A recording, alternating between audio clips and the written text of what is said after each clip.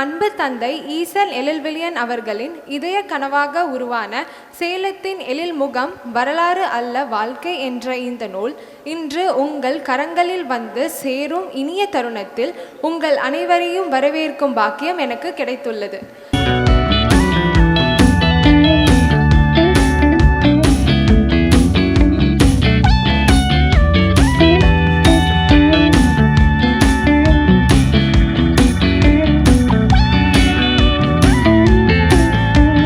சேலத்தின் எழில்முகம் என்கிற அற்புதமான நூலை அருமை இளவல் ஈசன் எழில்விழியன் அவர்கள் மிகுந்த நேர்த்தியோடு பல்வேறு பரிமாணங்களை வெளிப்படுத்துகிற வகையில் அற்புதமாக உருவாக்கி தந்திருக்கிறார்கள். இந்த சேலத்தை பற்றி அறிய வேண்டுமென்றால், சேலத்தினுடைய வரலாற்றை தெரிந்து கொள்ள வேண்டுமென்றால் அருமை இளவல் ஈசன் எழில்விழியன் அவர்கள் உருவாக்கி இருக்கிற நூலிலே அறிந்து கொள்ளலாம். கால ஓட்டத்திலே பல்வேறு மாற்றங்களை கண்டிருந்தாலும் இப்புத்தகத்தின் மூலம் பழைய நினைவுகளை எல்லாம் நமக்கு மீண்டும் கொண்டு வந்திருக்கிறார். நம்பர் 1 ஆட்சியை நடத்தி வருகிற திராவிட மாடல் நாயகர் மாண்புமிகு தமிழ்நாடு முதலமைச்சர் அவர்கள் வழியிலே இந்த 2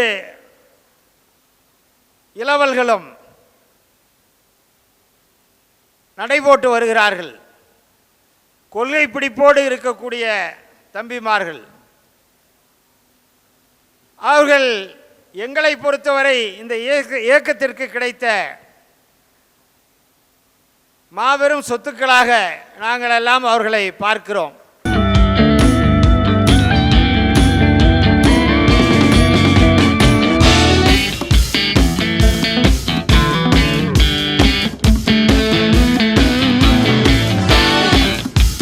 ஸோ இதில் இப்போ வர யங்கர் ஜெனரேஷன் பார்த்திங்கன்னா நிறைய பேருக்கு சேலத்தோட அருமை தெரியாது. இவர் எழுதின புத்தகத்தை வாசித்தோம்னா நிறைய வாய்ப்புகள் இருக்குது. நிறைய பழைய இதெல்லாமே நம்மளால் ரீகலெக்ட் பண்ண முடியும். இவ்வளோ பெரிய ஒரு படைப்பை மிக சாதாரணமாக முடித்திருக்கிறாரே என்கின்ற மற்றும் ஒரு ஆச்சரியமும் எனக்கு உண்டு. நிறைய செய்திகளை சேகரித்திருக்கிறார். சேலத்தின் கடந்த கால நினைவுகளை எல்லாம் இந்த புத்தகத்திலே அவர் எழுத்து வடிவத்திலே கொண்டு வந்திருக்கிறார். புத்தகத்தை முழுமையாக படிக்கும் பொழுது நம்முடைய சிறு வயது முதல் இன்று வரை இந்த சேலத்தினுடைய முகம் எந்தெந்த வகையிலே மாற்றமடைந்திருக்கிறது என்கின்ற ஒரு சிறப்பான வரலாற்றை குறிப்பிட்டிருக்கிறார்கள். அனைவருக்கும் வணக்கம். எழில் எப்போவுமே எளிமையாக தான் இருக்கிறாரு. இந்த புத்தகம் போடுறதுக்கு சந்து பொந்தலெல்லாம் போய் இட்லி கடை வரைக்கும் எல்லாத்தையுமே இது பண்ணார். ஆனால் ஒன்று எனது 2 மறந்துட்டார். கிச்சிபாளையம் பாரத் டாக்கீஸில் அவர் படம் பார்த்துருக்காரு, அதை மறந்துட்டார். எள்ளுச்செட்டியார் ஜவுளி கடையே 160 வருஷம் ஆச்சு, அதையும் மறந்துட்டார்.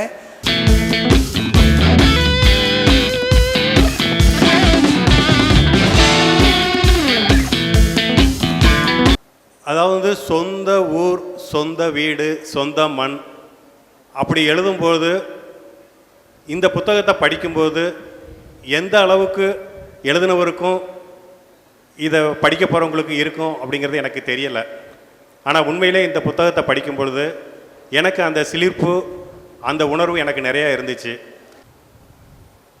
இந்த சேலம் 1792வது மாவட்டமாக தான் உருவாகி இருக்கும் என்று நான் நினைத்தேன். அதற்கு முன்பாக மைசூர் சாம்ராஜ்யத்திலிருந்தே இதனுடைய பெருமை இருக்கிறது என்பதை இங்கு அறிய முடிகிறது.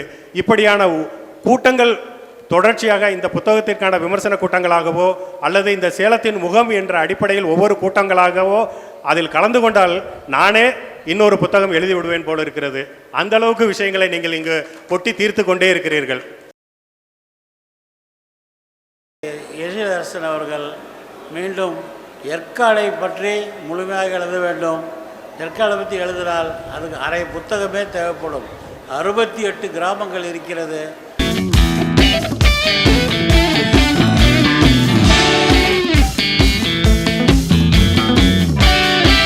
ஈசன் எழில் அவர்களின் பார்வையில் சேலம் எவ்வளவு எழில் கொஞ்சம் நகரமாக உள்ளது என்பதை இந்நூல் மூலம் அறியலாம் என்று எண்ணுகின்றேன். இப்படி மலை, அருவி, ஆறு, நீர், பயிர், உயிர் என்று ஒரு மிகப்பெரிய வட்டத்தை வைத்திருப்பதுதான் சேலம். அதைதான் அந்த வரலாறல்ல வாழ்க்கை என்கின்ற அந்த வாழ்க்கை முறையை அவை எளிமையாக இங்கே எடுத்துரைத்திருக்கிறார். அவர் சொல்லியிருக்கக்கூடிய ஒவ்வொரு கருத்திலும் ஒரு கருத்தாளம் இருக்கிறது. மூதறிஞர் ராஜாஜி முதல் முத்தமிழறிஞர் கலைஞர் வரை தன் எழுதுகோளாலும் செங்கோலாலும் சேலத்தில் ஒரு கால் பதித்த மிகப்பெரிய முத்திரைகள் என்பதை தன் புத்தகத்தில் பதித்திருக்கிறார். 4 முதல்வர்களை உருவாக்கியது இந்த சேலம் மண் என்பதை கூட சொல்லியிருக்கிறார். அதாவது இந்த ஸ்கூல் ஞாபகம் தான் வருது. நிறைய அந்த எழிலோடு பேசும்போது என்னுடைய லாஸ்ட் பெஞ்சில் 3 பேர் உட்காந்துருப்போம். அந்த திடீர்னு இன்னைக்கு பேசும்போது அது ரொம்ப நினைவுகள் வந்தது. சிவகுமார், அப்புறம் ஜெய், அப்புறம் நான், இந்த 3 பேர் தான் கடைசி பெஞ்சில் உட்காந்துருப்போம். அவங்க எங்கே இருக்காங்கன்னு தெரில, தொடர்பில் இல்லை, பட் எல்லாம் சிறப்பாக இருப்பாங்கன்னு நினைக்கிறேன். அதே மாதிரி இந்த புக்கு அவர் எழுதியிருந்த பார்க்கும்போது ஃபேஸ்புக்கில் ஒவ்வொரு ஃப்ரேசஸ் போடுவார் ஒவ்வொரு டைமும். ரொம்ப இன்ட்ரெஸ்டிங்காக இருக்கும். அதாவது ஒரு மனுஷனுக்கு தன்னுடைய கடந்த கால வாழ்க்கையை நினைத்து பார்க்கும்போது மிகப்பெரிய ஒரு மகிழ்ச்சியும் அந்த நினைவுகளும் வரும்போது மறக்க முடியாது. அந்த மாதிரி ஒவ்வொரு முறையும் நம்ம எழில் அந்த நினைவுகளை பதிவிடுவார். அதனால் நான் ஹோட்டல் பார்த்தீங்கன்னா அந்தந்த ஹோட்டலில் நாமளும் போன போல் இருக்குது. இதில் அதில் போய் சாப்பிட்ணுன்னு ஆசையாக இருக்குது. இது ஹிஸ்டாரிக்கல் ஆவணம் தான் இது. ஏன்னா எத்தனையோ நான் ரொம்ப இது பண்ணுறது சாரோட சின்ன வயசுலேயே பழகிறதா நிறைய இடத்துக்கு போய் நல்லா சாப்பிட்ருக்கலான்னு. ஒரு அசைவத்தை நான் பற்றி எழுதலை, எனக்கு தெரியாது. அசைவம் இதோட ஜாஸ்தியாக அழகாக எழுதியிருக்காரு. ஸோ சைவம் அசைவ உணவு பிரியர்கள் தயவுசெய்து இந்த புஸ்தகத்தை வாங்கி ஒவ்வொரு வாரத்துக்கு ஒரு கடைக்கு போனீங்கன்னா கூட உண்மையிலேயே ரொம்ப இனிமையான வாழ்க்கை இருக்கும்னு நான் சொல்லிக்கிறேன். ஒரு புத்தகத்தை நிறைய பொருள் செலவில் இதெல்லாம் அவங்களுக்கு தேவையானு கேட்டால் 3 தலைமுறையாக அவங்க வணிகம் பார்க்கக்கூடியவங்க. ஸ்டீல் ஃபர்னிச்சர் அப்படின்னு சொன்னால், இன்டீரியர் டெக்கரேஷன் அப்படின்னு சொன்னால் சேலம் மாவட்டம் அல்ல, சுற்றி இருக்கிற மாவட்டத்திலையும் பேசப்படுகிற ஒரே பெயர் ஈசன் அப்படிங்கிற பெயர் தான்.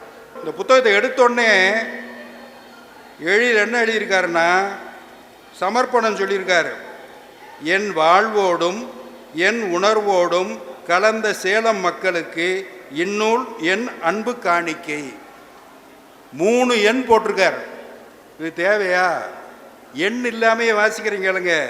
வாழ்வோடும் உணர்வோடும் கலந்த சேலம் மக்களுக்கு இந்நூல் அன்பு காணிக்கைன்னு போட்டால், கீழே சேலம் எழில் விழியன்னு போட்டால், ஈசன் எழில் விழியன்னு போட்டால் யாராவது மாட்டான்னு சொல்லுவாங்களா?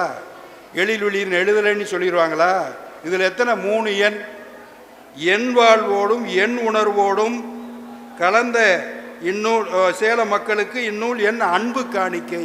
என் அன்பு காணிக்கை, வாழ்வு, உணர்வு, அன்பு முழுவதும் சேலமாகவே இருக்கிறது நம்முடைய எழில் விழியனுக்கு. அதனால தான் அவர் எழுதுகிறார். இளமை பள்ளி பருவம் டீனேஜை 80-90களில் வரும்படி எங்களை பிறக்க வச்ச கடவுளுக்கு நாங்கள் முதல்ல நன்றி சொல்கிறேன் நான். ஏன்னா அந்த இளமை பருவம் 80s 90s வந்ததுனால செல்ஃபோன் கிடையாது, லேண்ட்லைன் தான். எங்ககிட்ட காசெல்லாம் ஒன்றும் இருக்காது, ஆனால் சந்தோஷம் பயங்கரமாக இருக்கும். 1 கோடி கொடுத்தாலும் அந்த காலம் எனக்கு திரும்ப வராது. அப்போ நல்ல சினிமாக்கள் வந்தது, நல்ல இளையராஜா இசையில் அற்புதமான பாடல். சந்தோஷமாக இருக்கும்போது பாட்டை கேட்போம், சோகமாக இருக்கும்போது பாடல் வரிகளை கேட்போம். நிறைய சினிமாக்களை நாங்கள் அந்த பழைய பஸ் ஸ்டாண்ட் கோட்டை மாரியம்மனை மையமாக கொண்டு விரிவடைந்த சேலத்தை பற்றி தான் இந்த புத்தகத்தில் நான் நிறையா எழுதியிருக்கேன் எனக்கு தெரிஞ்சதை. நல்ல சினிமா சேலம் ஒரு சினிமா நகரன்னே சொல்லுவாங்க. இங்கே ஒரு படம் ஹிட் ஆச்சுன்னா தமிழ்நாடு பூரா ஹிட்டு. அந்த மாதிரி ஒரு பேர் சேலத்துக்கு உண்டு.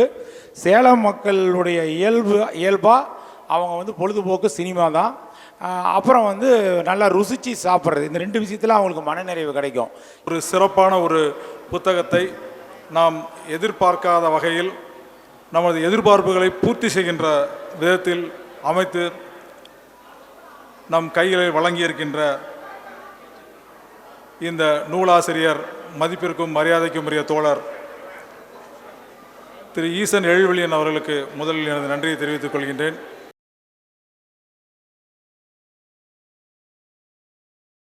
இதுவரைக்கும் இந்த சேனலை சப்ஸ்கிரைப் பண்ணாதவங்க வீடியோ கீழே இருக்கிற சப்ஸ்கிரைப் பட்டனை ஒரு தடவை அழுத்தி சப்ஸ்கிரைப் பண்ணுங்கள். அப்படியே பக்கத்தில் இருக்கிற பெல் ஐக்கானையும் ப்ரெஸ் பண்ணுங்கள். அப்போ தான் எங்களுடைய அடுத்தடுத்த வீடியோக்களோட நோட்டிஃபிகேஷன் உங்களுக்கு கிடைக்கும்.